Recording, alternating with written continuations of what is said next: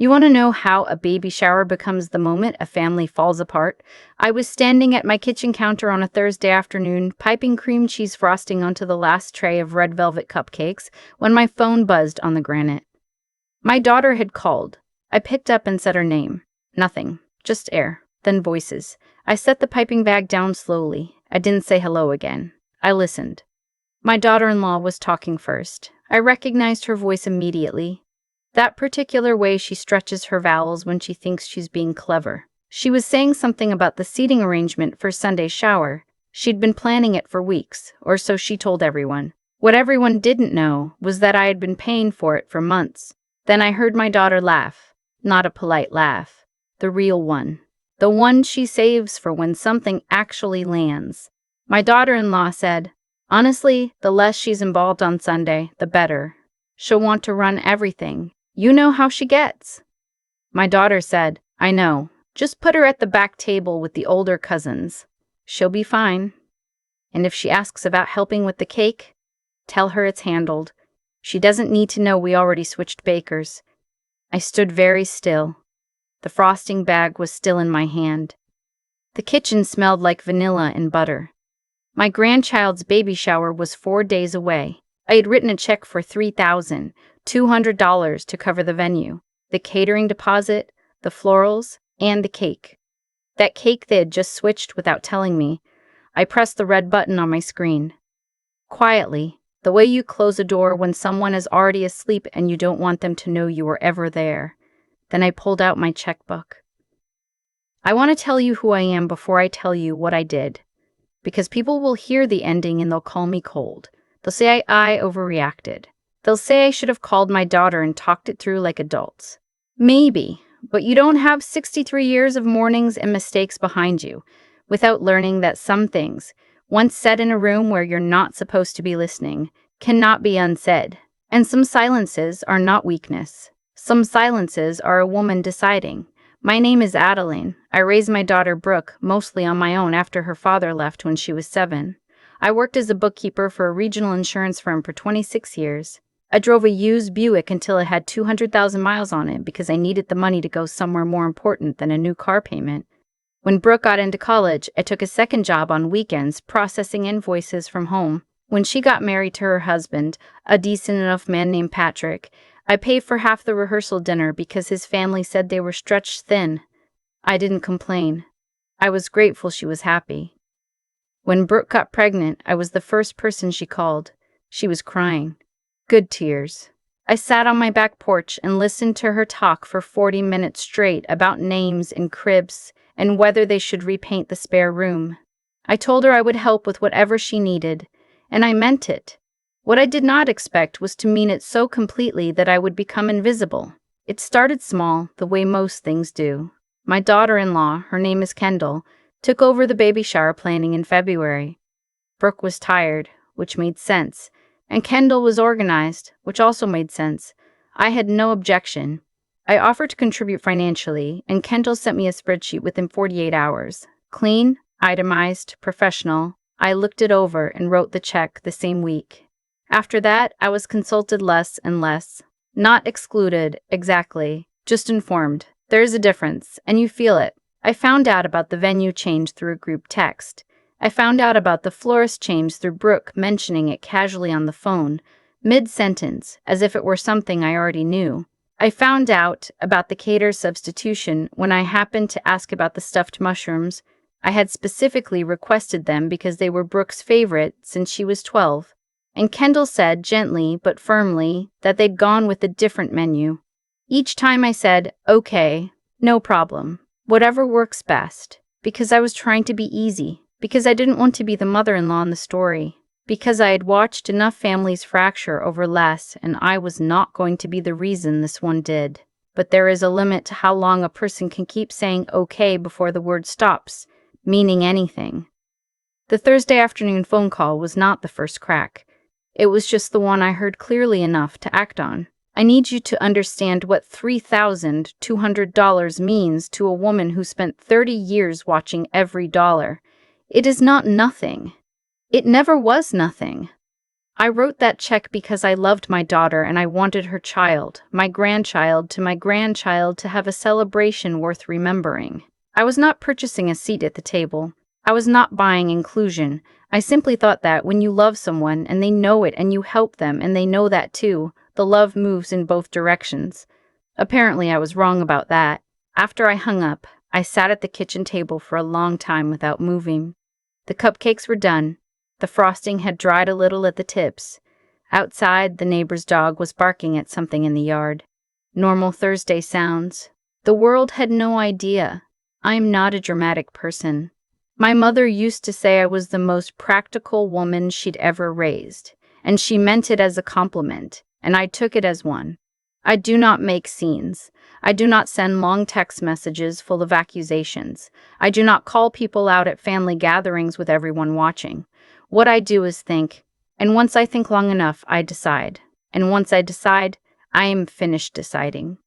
I went to my desk in the second bedroom, the one I still sometimes call the sewing room, even though I haven't sewn seriously in years, and I opened the folder where I keep copies of everything: receipts, confirmation emails, the venue contract, the florist agreement. I had signed most of these as the paying party.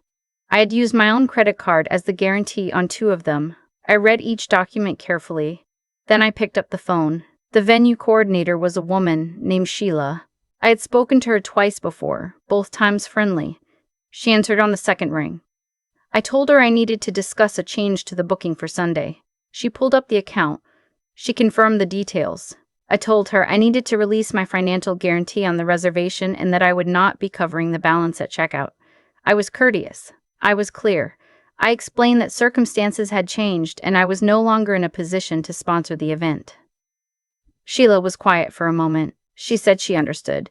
She said that without a credit card on file, the venue would need full payment up front by Friday at noon or the reservation would be released.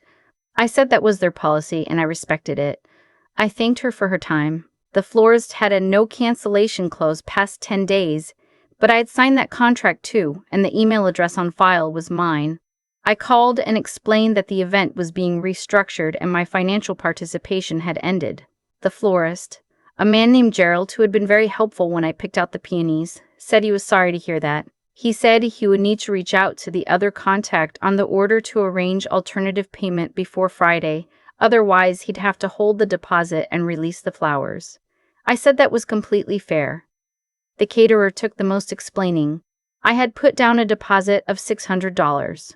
The woman I spoke to said that the deposit was non-refundable, but that the remaining balance due before the event would need a new payment method. Without it, they could not confirm the order. I said I understood. 3 calls, 40 minutes, maybe 45. I was polite for every single one. When I hung up the last call, I sat there for a moment in the sewing room. There was an old quilt draped over the chair in the corner, one I made years ago from Brooke's childhood t-shirts. A soccer jersey. A summer camp shirt from the year she turned 9, a piece of a Halloween costume she'd worn 3 years running because she loved it so much. I looked at that quilt for a long time. Then I walked back to the kitchen and I finished plating the cupcakes. The call from Brooke came Friday morning, early. I was on my second cup of coffee. I saw her name on the screen and I picked up. She was not crying. She was something else. That tight, careful voice people use when they're trying to stay controlled, and it's costing them effort. She said, "Mom, the venue called Kendall. They said the reservation is going to be released." I said, "Yes." There was a pause. "What do you mean, yes?" "I mean, that's correct. I removed my credit card from the account." "Why would you do that?" "I want to tell you that I had a speech prepared, something elegant. Something that laid out every grievance in careful, logical order. I didn't. Because that is not how I do things and it never has been." I said, "Brooke, I heard your phone call Thursday. You left the line open." The silence on her end was the kind that has weight. I said, "I heard what Kendall said. I heard what you said back." She started to say something. I let her. She said she hadn't meant it the way it sounded. She said Kendall could be a lot sometimes, and she was just trying to keep peace. She said I was overreacting. She said this was her baby shower, her pregnancy, her moment, and I was making it about me. I listened to all of it. I didn't argue with any of it. When she finished, I said, "I love you. I'm not trying to ruin anything for you, but I'm not going to pay for an event where the plan is to sit me in the back and keep me out of the way. That's not something I'm willing to fund." She said, "So that's it? You're just, what? Punishing me?" "No, I'm just not participating financially in something I'm not actually part of." She hung up. The shower did not happen on Sunday. Kendall called 3 other family members trying to piece together the funding. My sister-in-law offered $200. Patrick's mother said she could cover the cake if someone else handled the venue. But the venue needed over $1,200 to confirm by noon, and that did not come together in time. I know all of this because my cousin Bet told me. The way she tells me everything in a long, rambling voicemail that I listened to while I was folding laundry. What I felt was not satisfaction exactly. I want to be honest about that. It was more like the feeling you get when you've been carrying something heavy for a long time and you finally set it down. Not relief exactly, just stillness. The weight gone. I sent Brooke a gift, a proper one. A Pottery Barn Kids gift card for $300 and a handwritten note that said I was looking forward to meeting my grandchild and that I loved her without conditions, even if I had conditions around my checkbook. She didn't respond for 11 days. When she did, she didn't apologize exactly.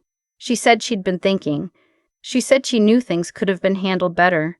She said Kendall and I had never really gotten along and she'd been trying to manage that for years. And sometimes she said things she didn't mean. I said I understood, because I did. We had a long conversation, the kind where nobody is trying to win. She cried a little. I let her. I didn't cry myself, but later that night, alone in the kitchen with the lights low, I sat at the table and I thought about her at 7 years old with the gap in her front teeth, following me around the grocery store asking why we always bought the generic brand. "Because we're saving up for something better," I used to say. I don't know if I ever told her what the better was. I think I just assumed she knew it was her. Maybe that was my mistake. Not the cupcakes, or the check, or the contracts. Maybe I let her assume for too long that she understood what she was worth to me, and she let herself believe that understanding was the same as saying it out loud. It isn't. It never is. The baby came in late October. A girl. They named her something pretty, a name with a soft sound in the middle that I like. Brooke called me from the hospital. I could hear the exhaustion and the joy braided together in her voice, the way those two things always come at once in the best moments. She said, "Mom, come when you can. I was in the car in under an hour." The baby was small and red-faced and furious about being out in the world, the way all brand new people are. I held her for a long time. She smelled like something ancient and clean. Kendall was in the room. She looked at me over the baby's head, and she nodded. I nodded back. It wasn't forgiveness, not yet, but it was a start. Maybe that's what most things are, not finished, just beginning somewhere. I drove home that evening in the dark. The highway was quiet. The radio was playing something soft, a station that still does proper love songs on weekend nights, the kind my mother used to hum along to. I thought about Brooke at 7, at 12, at 26, sitting across from me at Thanksgiving with her husband's hand on her shoulder. I thought about the quilt in the sewing room with the soccer jersey square in the corner. You carry your children with you for a long time, long after they've moved out and married someone and started building rooms you've never seen. You carry them in the ordinary places, in the grocery store reaching for the good butter because you finally can, in the frosting bag in your hand on a Thursday afternoon, and the way you answer the phone when their name comes up on the screen. No hesitation, every single time. I don't regret what I did. Not the phone calls, not the stillness afterward, not the patience it took to wait 11 days for a response I wasn't even sure was coming. What I regret is this: I spent too many years being easy so that no one would find me difficult. Too many years of okay and no problem and whatever works best. I thought I was being gracious. I think sometimes I was just being invisible. I am 63 years old. I have a grandchild with a soft-sounding name and a daughter who is slowly learning that love is not the same as silence. I have a sewing room with a quilt I made from 30 years of ordinary days. I have a checkbook and the sense to know when to close it. That Thursday in the kitchen, Piping frosting onto cupcakes I'd made by hand for a baby shower I was paying for and being managed out of. That was the last time I let anyone put me in the back of anything I built. I want you to remember that, whether your name is on a contract or a grocery list, or just the back of someone's mind as an afterthought, you are allowed to take your name off things that don't honor it. I hung up quietly. I made 3 calls, and then I finished the cupcakes, because that is what you do when you are 63 and you have learned that your dignity is not a line item. It is the whole budget. I've been thinking about cause and effect a lot lately, not in any grand philosophical way, just in the quiet, practical way you think about things when you're 63 and you've lived long enough to watch patterns complete themselves. What I did that Thursday was not about revenge. I want to be clear about that, because I think people hear a story like this and they assume the point is the punishment. It isn't. The point is the decision, and the decision came from something much simpler than anger. I had spent decades teaching myself that my worth was something I had to earn continuously, quietly, by being useful and undemanding and easy to be around. That is a lesson I taught myself. Nobody forced it on me. And that Thursday afternoon, standing in my kitchen with frosting on my hands, I finally heard how hollow it sounded. Here's what I've come to understand about cause and effect. It isn't always dramatic. It doesn't announce itself. Kendall didn't set out to dismantle anything. Brooke didn't wake up that morning planning to wound me. What they did was smaller than that. They simply stopped accounting for me. And that happens, slowly, when you've made yourself so consistently accommodating that people stop checking whether you're still okay with things. They assume. And the assumption becomes the habit. And the habit becomes the arrangement. And one Thursday you're piping frosting onto cupcakes you made by hand for an event where the plan is to seat you in the back with people who don't matter. That is cause and effect, not cruelty, just the natural result of a long pattern finally showing its shape. What I did by making those 3 calls was interrupt the pattern, not to punish Brooke, anything down, but because there is a kind of integrity that has nothing to do with being right or being wronged. It's just the integrity of being honest about what you will and won't participate in. I was not going to fund an arrangement that treated me as an afterthought. That's not a moral stand. That's just self-respect operating the way it's supposed to. The hardest part wasn't the calls. The hardest part was the 11 days of silence afterward. Sitting with not knowing whether Brooke would come back around, whether the relationship would hold. That kind of uncertainty takes something from you. But it also gives you something back, the knowledge that you chose yourself anyway, even without a guarantee. That is what I would call real courage. Not the loud kind, the quiet, patient kind that doesn't require an audience. My mother used to say that the way you treat people when nothing is at stake tells you everything about who they are. I think the reverse is also true. The way you respond when something very personal is at stake tells you everything about who you've become. I responded without screaming, without threats, without a single accusation spoken out loud. I responded by withdrawing what I was no longer willing to give freely. Brooke is learning something now too, I think. Not because I punished her, but because she had to sit with the consequence of her own words and figure out what she actually believed about me. That is the only kind of lesson that sticks, the one a person works out for themselves. The baby is here now.